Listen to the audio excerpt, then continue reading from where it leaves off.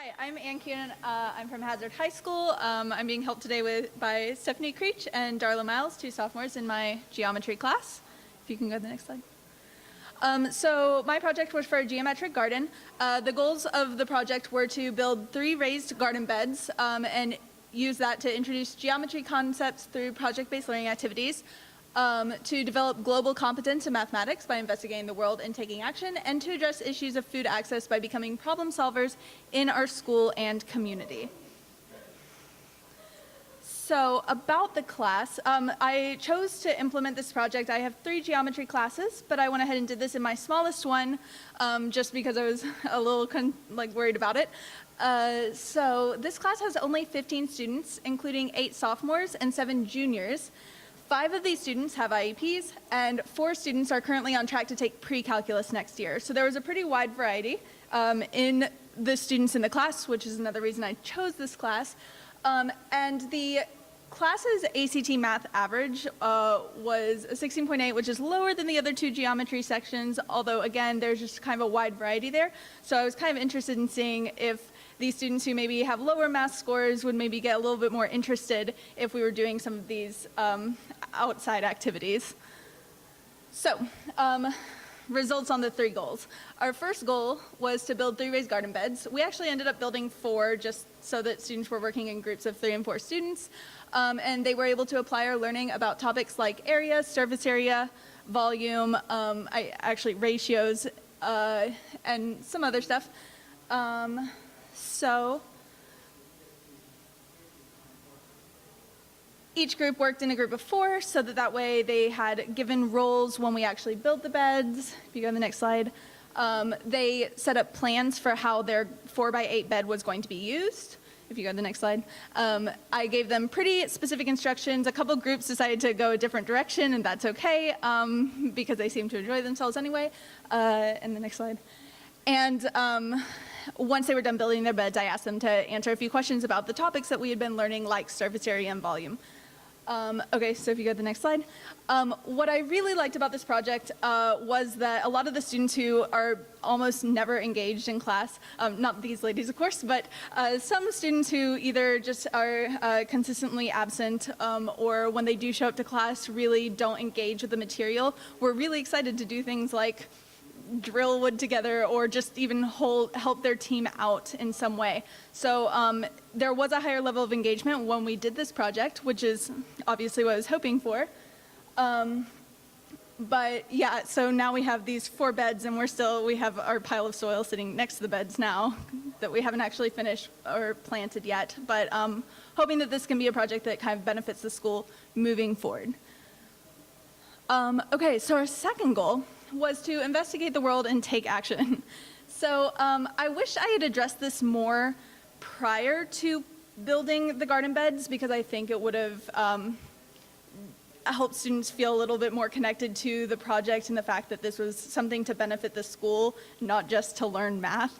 But I would have liked for students to have discovered the issue of food access and the fact that we are living in a food desert area prior to building the garden beds, but instead I kind of shared this with them after the fact and asked them how to take action and how a school garden might be part of a bigger solution.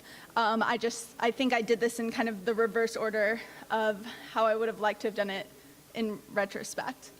One of the ways that we investigated the world to think about taking action was by looking at our region and Perry County and what kind of food access there is, where the nearest supermarkets, convenience stores, or fast food restaurants were, and what people are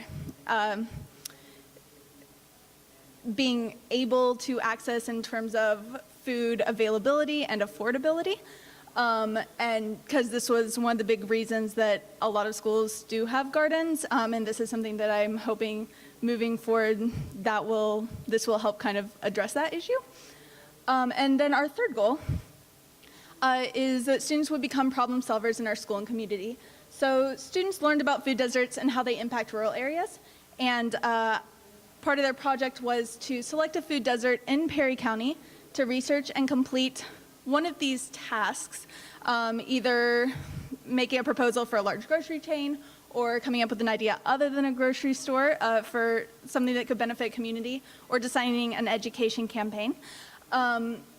So I brought these two lovely ladies along because they're going to share their project proposal that we did as part of this project in order to increase advocacy in students. So if you guys would like to.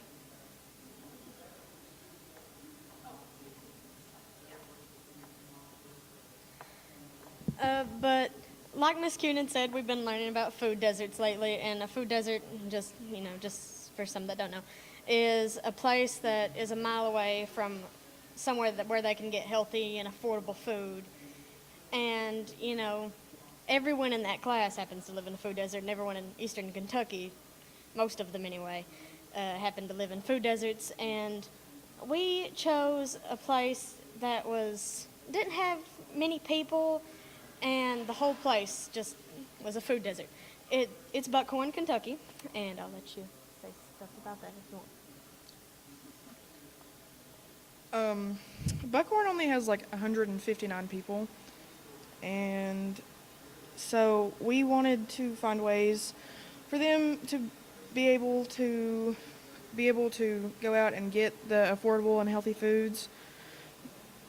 And so some of those ideas that we came up with were like, you could meet with grocery chains to see if they'll build their businesses closer to Buckhorn. Because out of 159 people, about 40 are in poverty, and in order for them to get their healthy and affordable foods, they have to spend more money on gas than really they do on groceries, and that doesn't really help with their poverty rate. And we said that farmer markets and festivals, year-round, that might help a lot. Go in the middle of town, I guess. We can talk about it now. And we acknowledge that there are some challenges to our plan, like getting help of experienced farmers to teach the inexperienced farmers to, build these gardens, and getting people to take an interest in starting a garden might be a little difficult. And, just developing a local support of the project, because not everyone I know would like to start a garden, but if we educate them more about it, they would want to help out their community and, help out the homeless or the people living in poverty, and that'd be really nice. Next slide.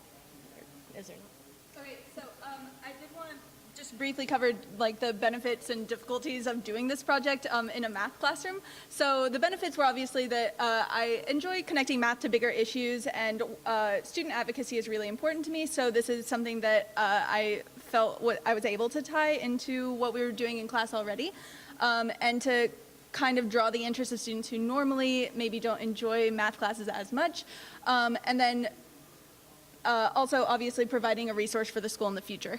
But some of the difficulties is that, stuff like this is really time consuming, especially in a core math class where we did have other core content that we were intended to cover. And so it was kind of difficult finding time to build that in.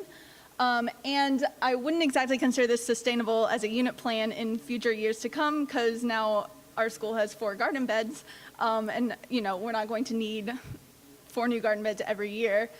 So while I really enjoyed doing it this year, it's probably not going to happen next year, just because it wouldn't be having that added benefit of contributing to the school in that way.